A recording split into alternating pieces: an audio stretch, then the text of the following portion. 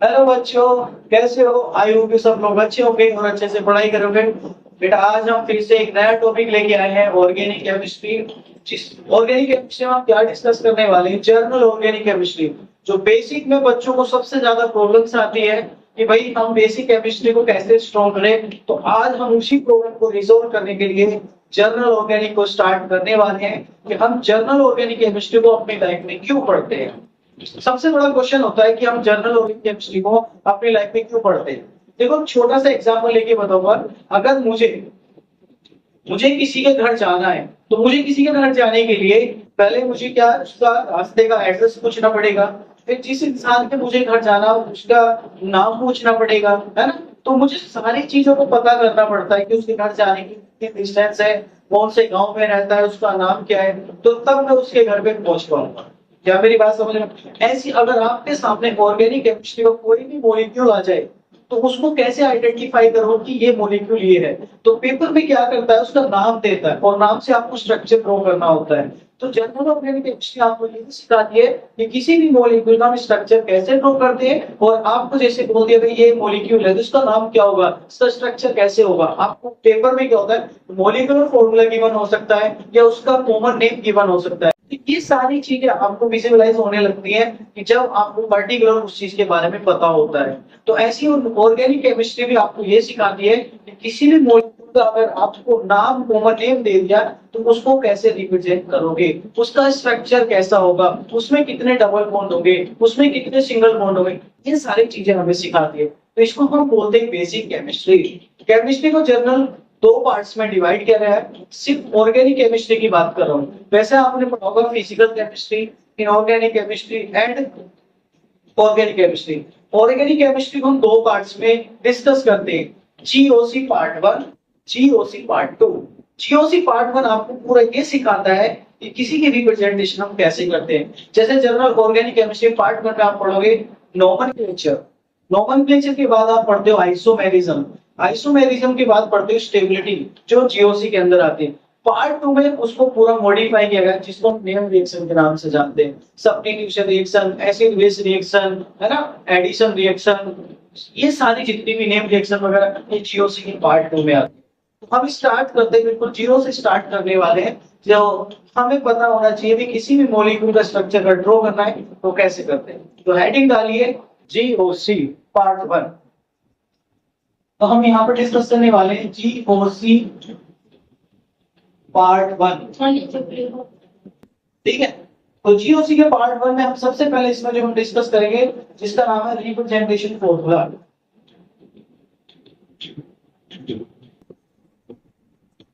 Representation formula. ठीक है। अब हम रिप्रेजेंटेशन फॉर्मूला कैसे करते हैं वो हमें सीखना है इसके अंदर। तो रिप्रेजेंटेशन करना है, सबसे पहले हमें बॉन्ड लाइन फॉर्मूला रिप्रेजेंट करना है, क्योंकि ऑर्गेनिक केमिस्ट्री में सबसे ज्यादा आते हैं बॉन्ड लाइन फॉर्मूला। तो हमारे पास क्या होता है, बॉन्ड लाइन कैसे रिप्रेजेंट करें, बॉन्ड लाइन फॉर्मूला, इसको रिप्रेजेंट करना हमें सीखना है कि बॉन्ड लाइन फॉर्मूले को हम कैसे रिप्रेजेंट करते हैं। तो बॉन्ड लाइन फॉर्मूले की अगर हम बात करें, एवरी बॉन्ड, इसके बारे में लिखो, एवरी बॉन्ड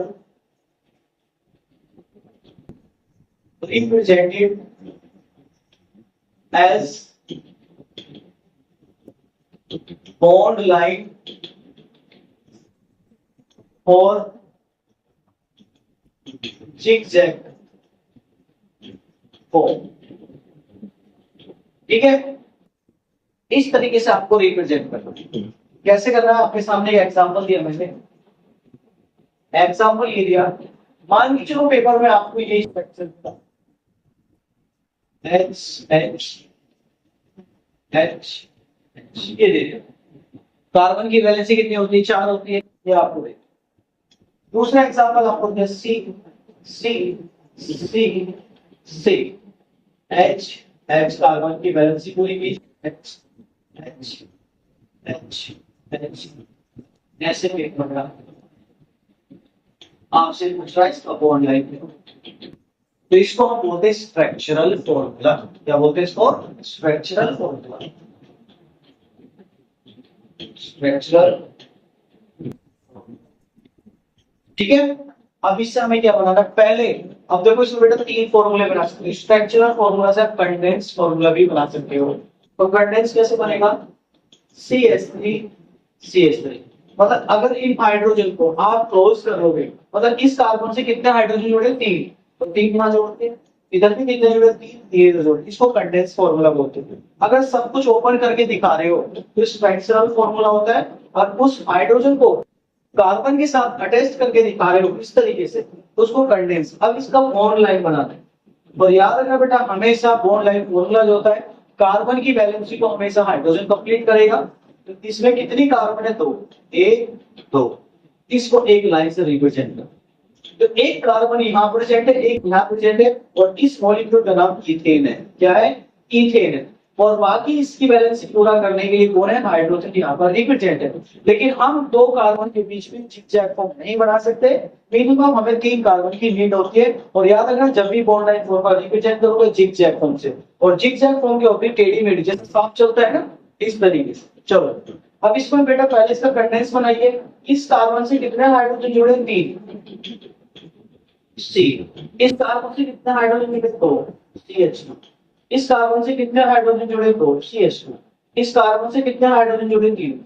ये इसका बेटा कंडेंस फॉर्मूला हो गया। अब इसका बॉन्ड लाइन बनाना, तो इसका कार्बन काउंट कीजिए, 1 2 3 4।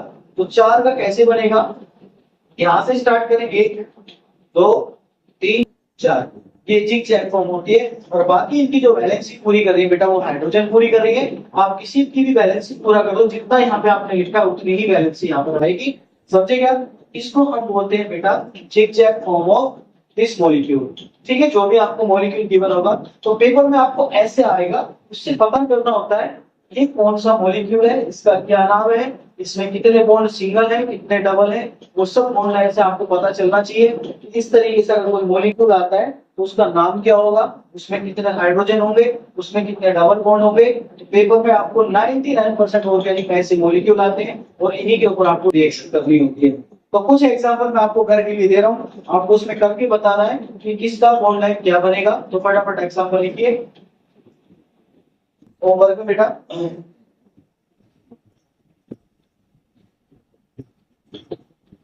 ये सीधा कंडेंस फॉर्मूला दे रहा हूं आपको इसका बॉन्ड लाइन बनाना।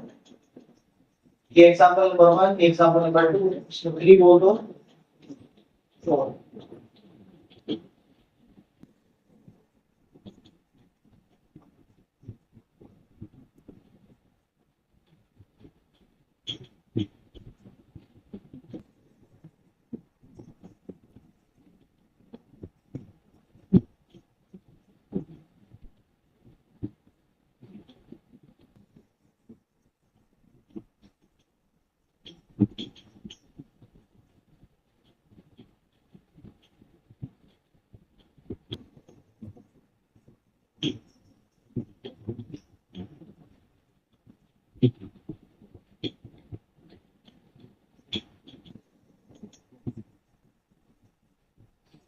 ठीक है, ये आपके होमवर्क में है बेटा, और इसका आंसर कमेंट बॉक्स में जरूर बताइए। और अगर आपको वीडियो अच्छी लगी है तो बेटा वीडियो को शेयर और लाइक और चैनल को सब्सक्राइब करें। Thank you.